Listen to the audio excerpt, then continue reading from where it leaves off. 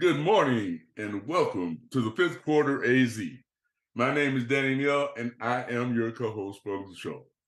And it's a beautiful morning in Flagstaff, Arizona. Football Friday. Everybody's getting geared up for football. And a lot of good things are happening this weekend here in Flagstaff. But I can't go any further. I always need help. And the one guy I'm going to introduce to you probably will tell you that more than anybody. But I got to introduce my guy. The man, the myth, the legend, the guy known all over Flagstaff as the coach, state champion, coach of the year. Now he's coaching flag football for their inaugural season. This guy does everything, and he holds down a full-time job. It's incredible. My guy, the coach, Mr. Tyrone Johnson. How you doing this morning, man? Man, I'm doing good. You must be doing real good giving all that out this morning. How you doing? I got to tell people about you. I got to tell people about you. About 4 people in this town don't know you. So they might be watching. You tell people about me every week, man. Well, it's 4 new people every week. We want everybody to know what's going on. What's happening, man? How you doing? I'm doing good, man. Just look, in the groove, football season. I'm trying to grow something out so that when I'm on the sideline, I can look rugged and raw and just, ready for the football season. So trying to grow it out. You almost there. Keep going.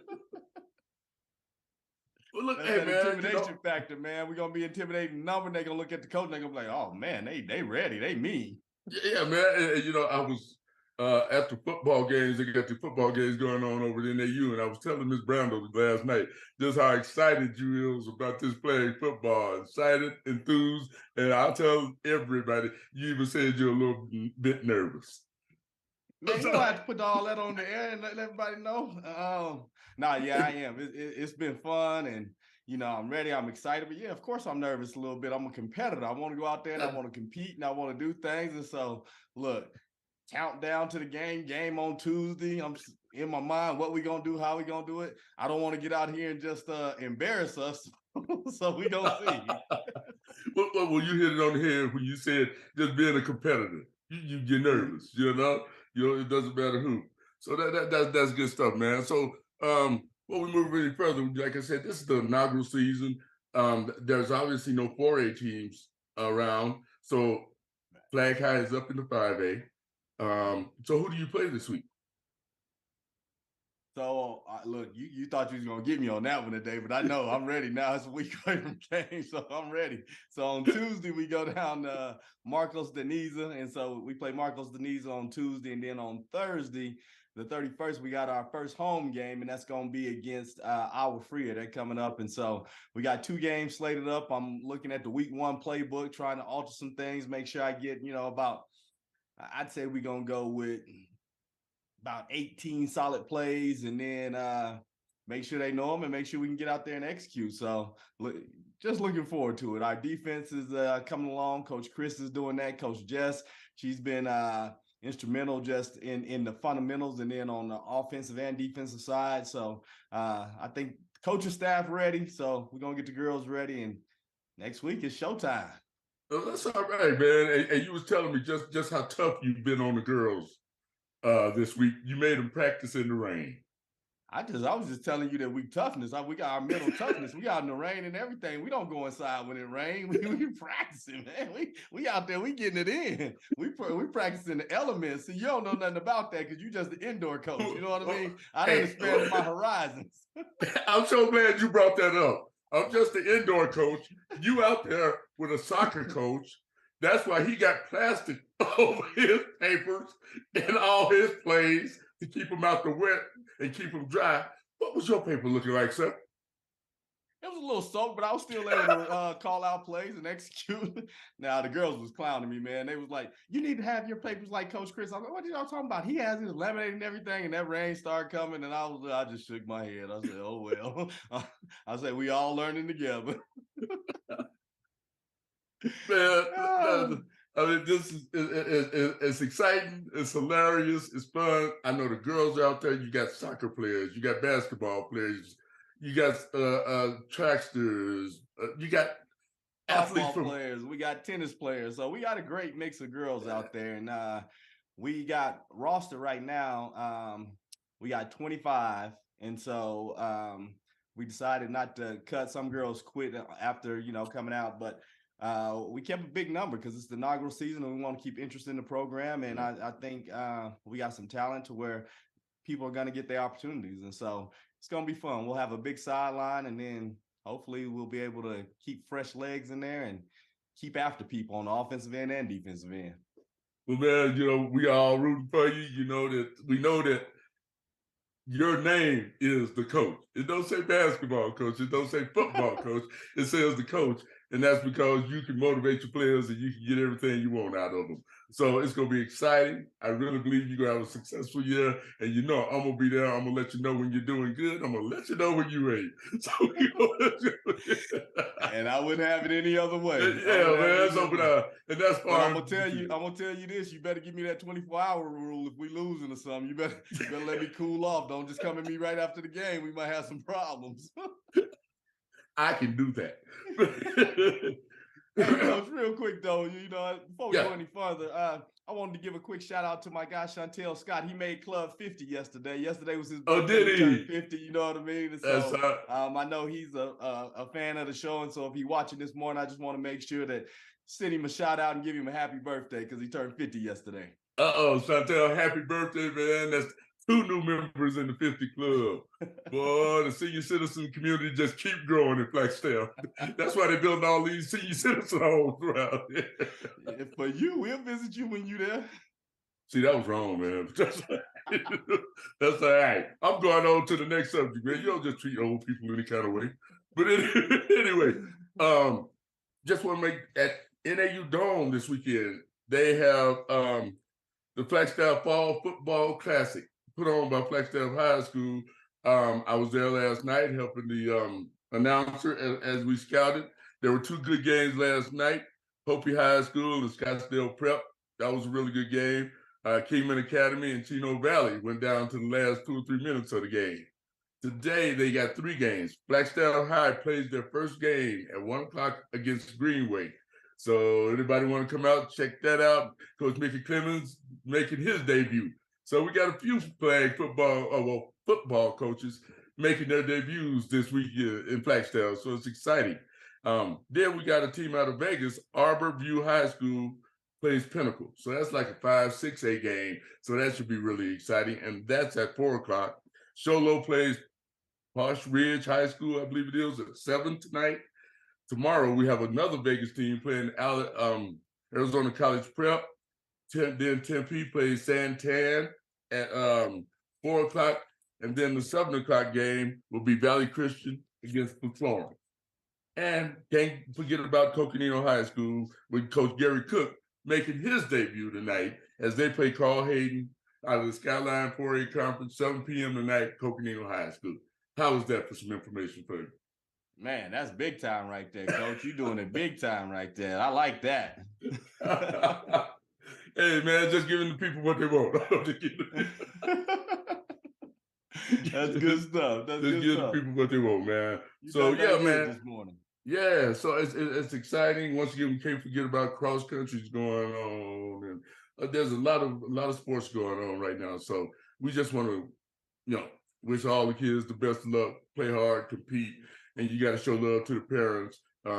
As we were talking to our guest about how the parents have to get out here and take these kids to these places and do all this thing and buy the shoes and get the drinks and make sure they're sleeping and got dinner and getting their homework, and the parents, they do so much. So we've got to give a shout out to the parents today. Yeah, absolutely. Shout out to the parents, and then all the people come out and support. You know what I mean? Right. It should be good. It should be a good fall. This is the kickoff. This is the start. So let's get out there. Let's support our local community and really get behind these high school athletes this year. And get behind the high school coaches. It's all over everybody's first year. Let them do their thing. They were hired to do it. Let them do it. So that's my little public address announcement for the day. So, Coach, you got anything else before we bring out our special guest today? No, man, let's get into this conversation. I'm excited, you know what I mean? And so go ahead, let's bring out the guests and let's get into this conversation. Yeah, man. And this guest here is really special. So special till I got to read it, man. I have to read it because you already told people I'm old, my memory loss. I'm gonna get some Preligen. We'll be okay. Okay.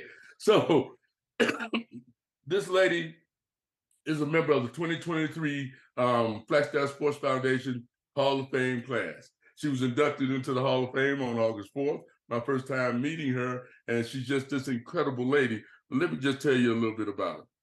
Katie was one of the first female athletes at Sonawa High School, and her name is synonymous with Sonawa High School track and field. While at Sonawa, she was the MVP for 4 years. And then she was on the Sonawa women's team, overall Arizona State champions in track and field. She was 3-time Arizona State champion for the long jump and 2-time state champion for the triple jump. There were numerous state top 10 places for the 100 meters, 4x100 relay, and 200 meters. Growing up in Arizona, Arizona State champion and runner and heptathlete, did I say that right? I don't want to hear it, Coach. Who wanted to experience all possibilities out there. She attended Villanova University on a full ride track and field scholarship. From 1995 to 1998, she was the Big East ECAC pin relay top finisher in the heptathlon and the long jump and the triple jump, and a 5-time international marathon champion. Katie was a college athlete, and her college experience was different than most. Running at the highest collegiate level, she traveled the country every weekend to track meets. After graduation, Katie moved to Spain and became fluent in Spanish. At that time, Katie was one of the few professional athletes in the country who balanced an executive career as an associate director of technology at AT&T simultaneously with sports. She qualified for 3 Olympic trials for the marathon. She has finished 3 Ironmans, including qualifying for the World Championship in Kona, Hawaii. She became an Ironman World Championship finisher. At the 2012 Olympic trials, Katie and her husband decided they were ready to start a family after the trials. So now she has 3 beautiful kids, Keon, Tobin, Tenzi, a wonderful husband, Matt, and now she's carrying him all around, as she's told us. She's internally grateful for growing up in Flagstaff. She credits the love and support of Flagstaff for much of her success and will always hold Flagstaff in the community near and dear to her heart. The fifth quarter is pleased to introduce this incredible lady, Miss Katie Blackett-Scheinder. Good morning, Katie. How are you doing? Good morning. I'm good. I'm good. Thanks for reminding me of all of that stuff when you read that bio. I would forget it all. But like I said, it was just too much for me to remember, and it's amazing. It is amazing. So how does a young, well, I'll tell you what, as Coach always does it and stops me before I go too far, you tell us a little bit about yourself. Okay. So, growing up in Flagstaff, I think a lot of kids growing up in Flagstaff will say this, especially, late 80s, 90s, aging myself, but we didn't specialize in one sport. We played soccer, we skied, we played basketball. We ran track and field. We did everything because our parents needed us out of their hair. And as a result, I feel like it helped most of us become better athletes. Additionally, Flagstaff is not getting the pressure that some of these other towns in Arizona or, states in Arizona or states in the US are getting with the coaches looking at them, this intensity. And so it allowed me to have a childhood and just to have fun. And as a result of that, I feel like I kind of progressed naturally and at my own time and speed. And by the time I realized I could get my college paid for, I thought, all right, this is, a sure thing. Went to Villanova, had a great time. D1, one of the top running schools, is no joke. All of a sudden they are paying you to compete and provide results. And so you have to step up really quick. You go from being, the best in your state to going to a university where everybody was the best in their state. And so it was a really quick, but very good learning lesson. I was thousands of miles away from everybody who I loved and who had loved me. I had to learn how to essentially be a professional from the get-go. You're traveling. It's an East Coast, education, very different than what I was used to. I don't think I did homework one day of my life in high school. Sorry, teachers, but I did it. And so it really quickly made me look at my sport as, hey, this is something I'm good at, but this is also something that could be a profession for me. I graduated. My parents had moved to Tucson at the time. Went back to Tucson, was completely burned out after Spain, after having a good time in Spain. Went back to Tucson, completely burned out on athletics. And my dad had been a marathon runner, and he said, "Why don't you just jump into some long runs with me and see what you think?" The funny thing about this is I was a sprinter and a heptathlete and jumper in high school. So I hated distance. I mean, I would hide behind the pole vault fields when they did the 2-mile loop for warmups. And so I jumped into a 10K with my dad, won some prize money. The first race I did after college, got some attention from some national sponsors. Saucony picked me up, started making money, qualified for my first Olympic trials, and thought, I actually can make a career out of this while still working. It was important to me to take that college education that my running had paid for and use it, because, as we all know, at a certain point, our sport ends. And so I didn't want to be left with, a one decision or not after my sport ended. So I kept, I had moved to Boulder, Colorado at that point, which is very similar to Flagstaff. It's a training mecca. There's a lot of world-class athletes here. Started, really getting into the professional running career, won some big marathons, made my sponsors happy, was able to, make enough money while also finishing my MBA. Then I got, started in my professional career in business, and loved it. Traveled the world, got to do some Ironmans in between Olympic year, which I know sounds like I need, to pick up baking or something, but but maybe I need to, pickleball or something a little less intense. But I loved it. I mean, it was the time of my life. And I think it allowed me to really respect my athletic career, but also know that I was a lot more than that, because I think a lot of college athletes start to feel like all they are is their sport. Right. And so it let me have a good head on my shoulders. Finally, after my last Olympic trials in 2012, as most female athletes will say, if you're going to start a family, you got to really plan it within your athletic career. And so it was the time, it was, if I was going to have a family, that's when I needed to do it. Mid 30s, everything starts, the clock starts ticking. And so I retired, started a family, and that's been my, kind of athletic professional career. Just can't say enough about how balance to me was critical. And, at one point my dad said to me, Katie, you'll never make an Olympic team because of your day job. And I said, that's all right, because this is my goal. My goal is to be able to balance both. And I did it. So, loved it. Loved every minute of it. That's right. Yeah. And when you were just speaking in there, you said when you went to Villanova, you were getting paid to perform. And so when you were there, the payment was in form of your scholarship. Correct. Now you got people coming in with NIL deals and whatnot. Could you speak on that and what your thoughts are in terms of Sure. the NIL and, athletes getting paid? I think it's interesting. And my original thought was, look, they're giving us a college education. And for Villanova, for example, it's a private school. At the time it was probably $45,000, $50,000 a year. It's more now. So you're graduating with a couple $100,000 worth of a college education. Right. So my first thought was, look, I just got, $200K in a college degree. Now, as I'm older and I've seen what other college students who were not athletes were able to do, they could have jobs. Right. They could have internships. Yeah. They were able to start saving and building on their career, their non-athletic career, in a way that athletes are not. We would save our per diem money at track meets. We'd get $20 a day, and all of us, because you got to think, most of us on scholarships, our parents would not be sending us there anyway, right? We truly are there because we are getting paid to be there. And so we would have to save that $20 per diem just so we could then go out dancing on Friday night, or so we could buy, sweaters. I think that without picking either side, a Division I, and that's all I know. I don't know D2, D3, but a Division I scholarship athlete. You know, I joke that you're like a racehorse. I felt like a racehorse. You have to perform. If you're injured, tough. Go to the trainer. Maybe we'll get you an MRI, but you still have to figure out a way to get back in there. Just like when you sign with a sponsor, they don't care. You get pregnant, you could possibly lose your sponsorship. You get injured, you lose your sponsorship.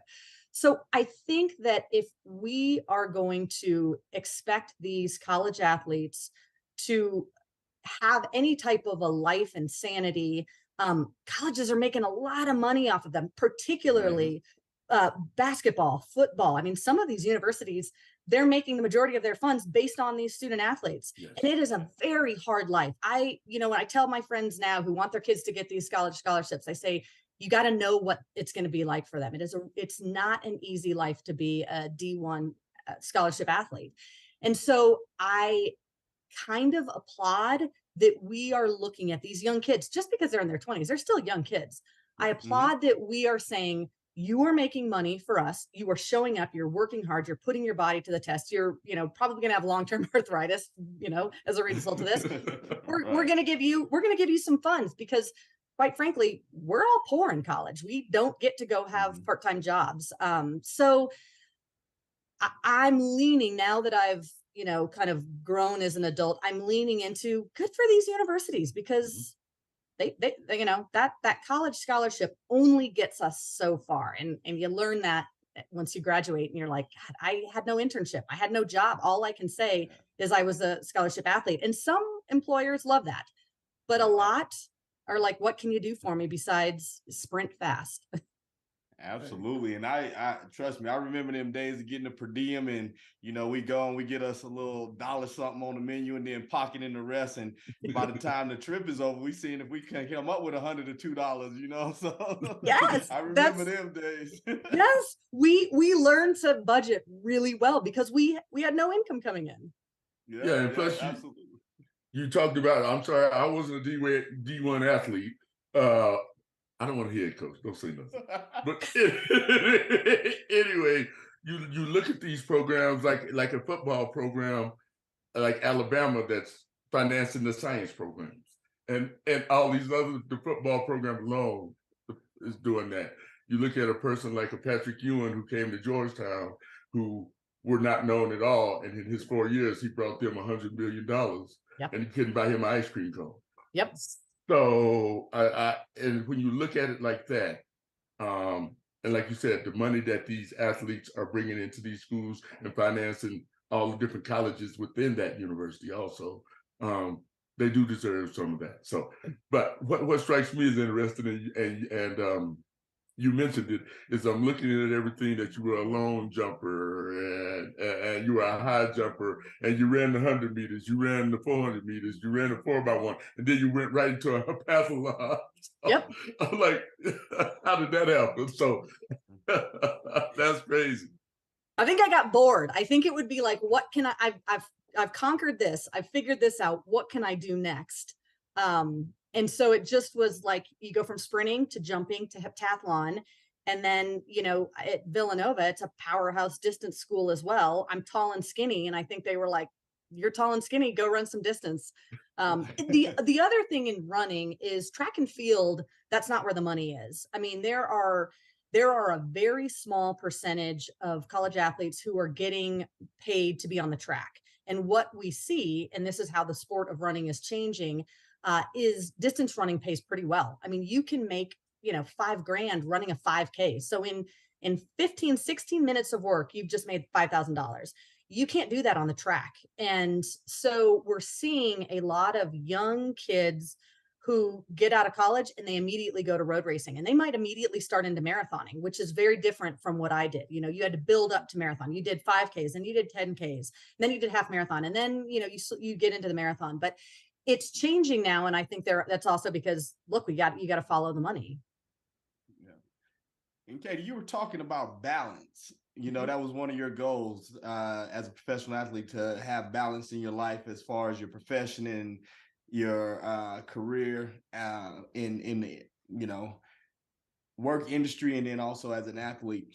When you were in college, high school, and everything, was there a foundation that helped you start that balance, or how did you really focus on that as a goal?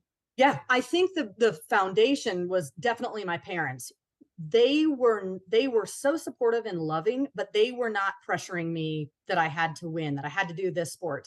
Their big thing is be the most kind person you can be and just do good. So my parents, they have an interesting upbringing. You know, my dad grew up in Colorado. My mom grew up in New York during, you know, after kind of the civil rights movement. They felt like they needed to do more. And so they moved to Africa to teach.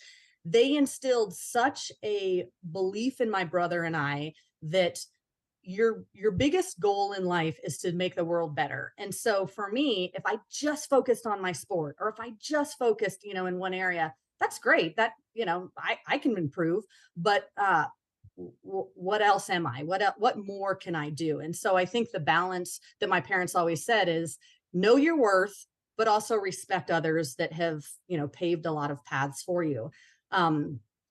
So it was just a no-brainer for me that I needed to really let my kind of curiosity and, you know, identity go check out all sorts of things to see what I liked and what fit me. The other thing is, if you look at me as an athlete, I mean, my big thing is about having fun. If you talk to my coaches and my teammates, you know, Katie brings music. Katie's going to freestyle on the bus. Katie's going to dance. You know, Katie's going to do all this. I was not that serious athlete that sat in the front of the bus with my headphones on. Nobody bugged me. I really, this goes again with balance. I have to enjoy the sport, you know, our work as we get older. Look, it's work. It's hard to, you know, necessarily enjoy all of that stuff. But for me, especially sport at a young age, you got to find the joy in it. And so that balance, having fun, was absolutely critical to me. The times that I felt most depressed, whether it was in college or afterwards as a professional, was when I was trying to please sponsors or coaches in a way that they wanted me to. And it just, I didn't fit in that serious focus only on Katie box. And it's just not how I was raised. That's good stuff. And Coach, we got a live question, but before we get there, you mentioned freestyle. We may have to have you do a little freestyle session. Yeah. Before we get off there, we may have to go to that. I'm not saying I was good. But we got a live question from Mr. Flag Coco.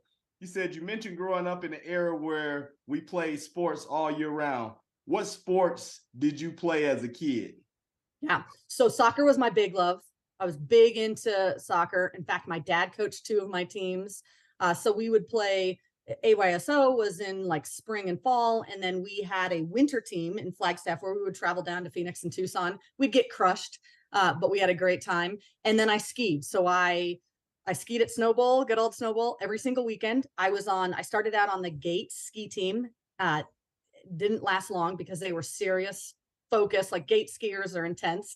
And then I moved to the mogul team and had a blast. It's kind of like the comparison of like road bike cyclists versus mountain bikers. It's just a different group of people. And so I skied on the mogul ski team for years. And absolutely loved it. I did basketball for a little bit. I was short until, I'm 5'9" now, but I was short until about my junior year in high school. So I did basketball. I did some volleyball. Those were my big ones. Yeah. Everything that that Flagstaff offered. And again, of course, during that time, I don't know what it's like now in Flagstaff, but it was fun, and you could, and the coaches welcomed you. There were no cuts. Right. Yeah. And who was the coach, the track coach at Sonoa when you were there? So it was mostly Annie Hess. There was Brett Desper was a coach for a while, and then Jerry Runke was the men's coach. But honestly, there was not really a women's coach. And so Mrs. Hess, I still can't call her Annie Hess. Mrs. Hess would come in.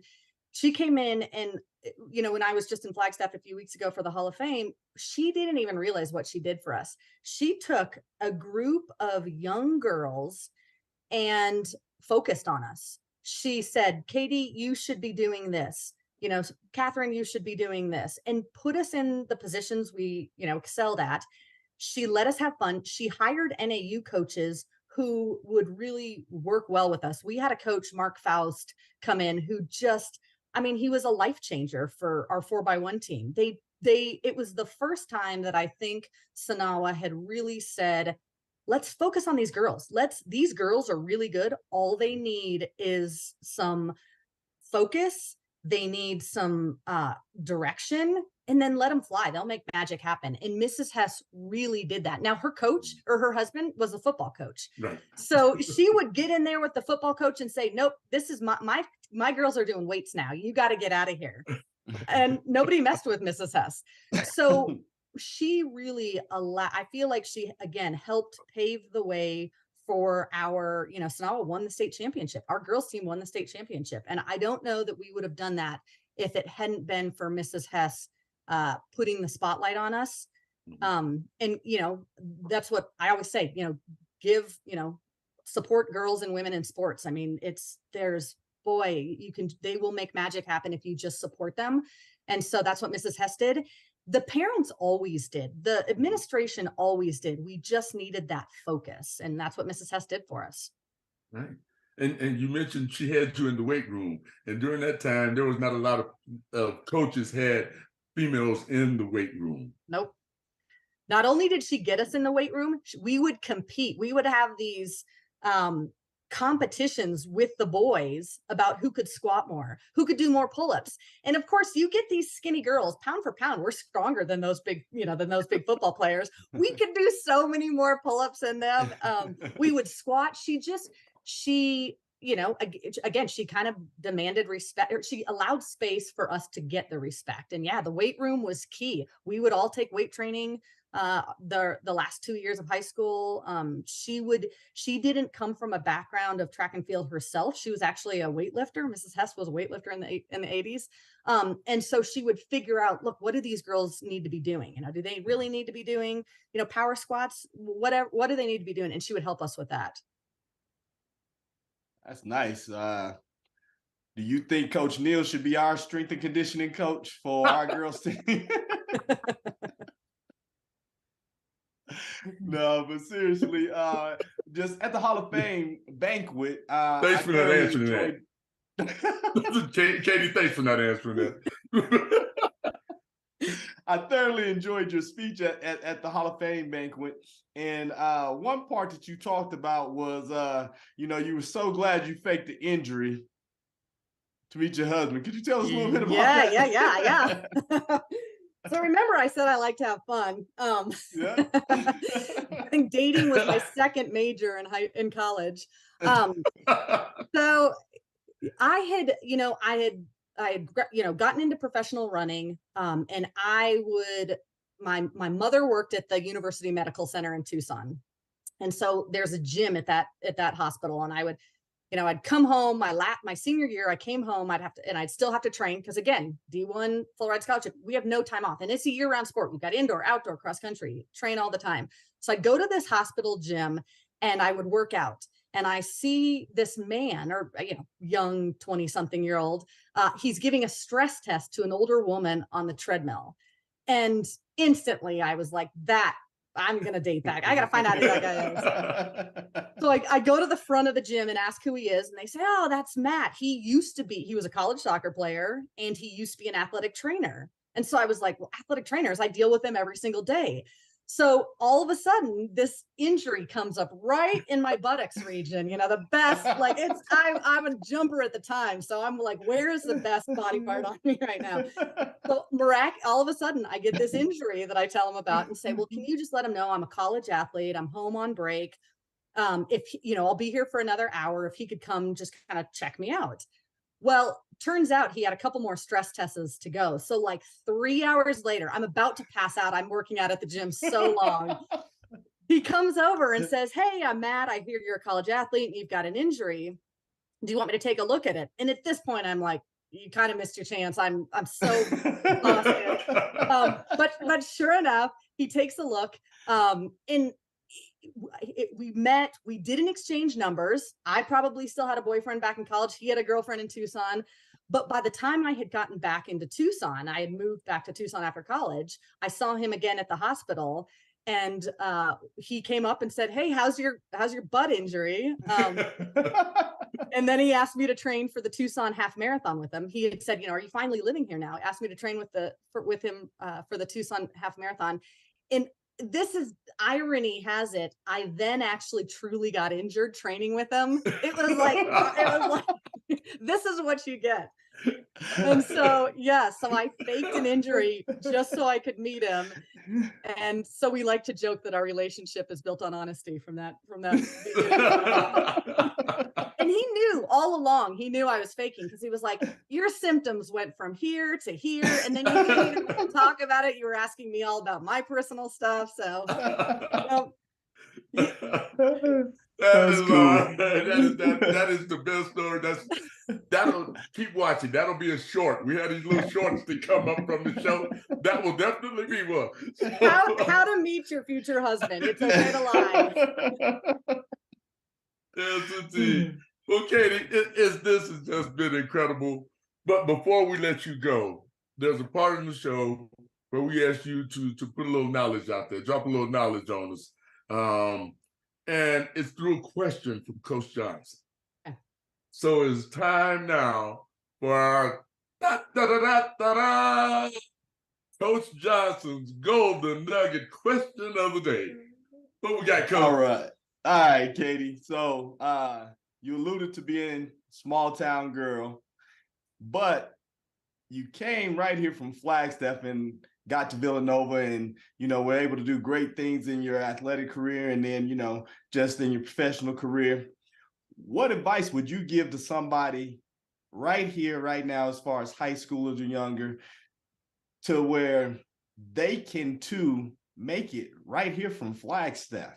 Mm-hmm. Oh, I love that. I love that question. Here's my big words. As a coach, as a parent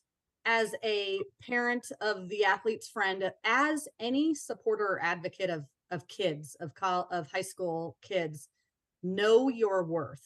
Know your worth. Those are my big words. It doesn't matter that Phoenix and Tucson have, weight programs and, coaches who have all the degrees and certifications.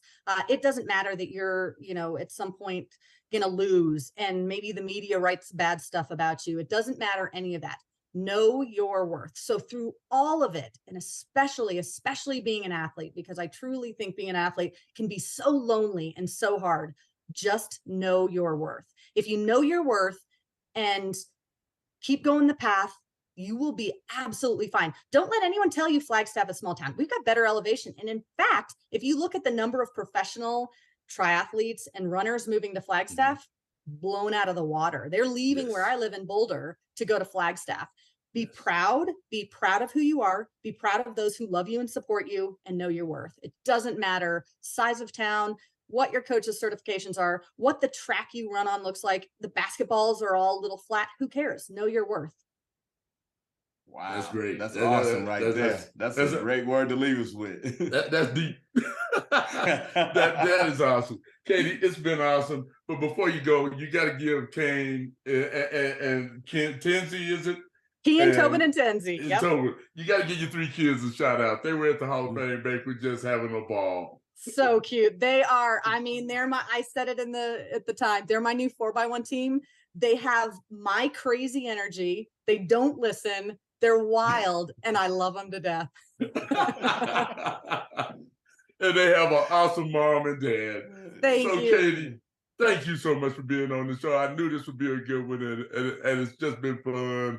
And we just really appreciate you. Want to stay in contact. If you have anything going on, know something, and get in touch with us. We'll definitely put it out there. I love it. Coach Johnson, Coach Danny, it was so good to talk to you both. Hey, yeah, definitely appreciate you. And look, you thought you was gonna get out, but I'm gonna give you a beat and we're gonna hit that freestyle. Ready? Came from Flagstaff. I knew what to do. I went to Nova. I did my thing. Yeah, there it is. Thanks so much, Katie. Definitely appreciate you. Go Flagstaff. Bye-bye. All right. Well, Coach, man, that was awesome. That was a good one there, man. I always say that these shows ended up being a party. And today, it literally ended up being a party.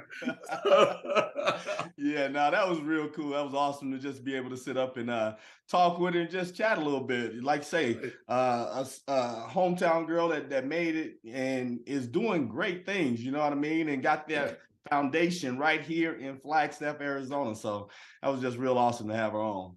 Yeah, man. And our kids need to see that more often, that you can make it in Flagstaff. Know your worth. Yep. Know your worth.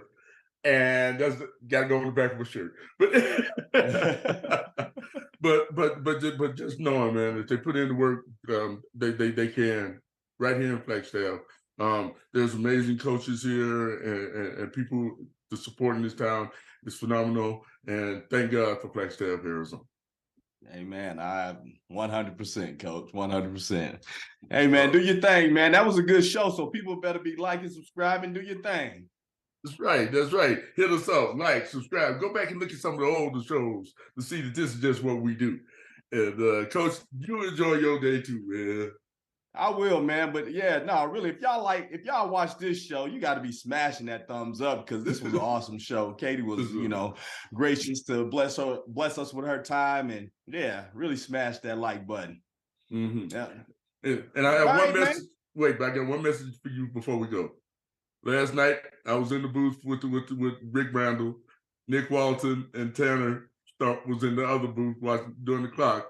Happened to mention to Brandel that we're going down to Phoenix for the Mercury is celebrating all the state championship teams this Sunday, and we will be one of those teams that they celebrate. Walton told me to tell you it's a new year. Leave that state championship alone. Stop all the celebrating. We through with that. It's time to start to win another one.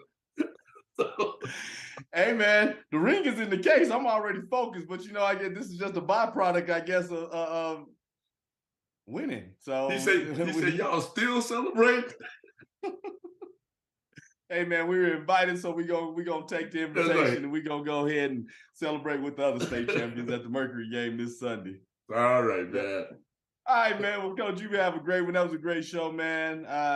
We'll get up soon. I'm gonna try and get over there at 1 o'clock, so I might see you to really support the football team in their opening day. But look here, I don't know what everybody else got to do today, but I do know one thing: you ain't got to go home, but you got to leave here. Peace.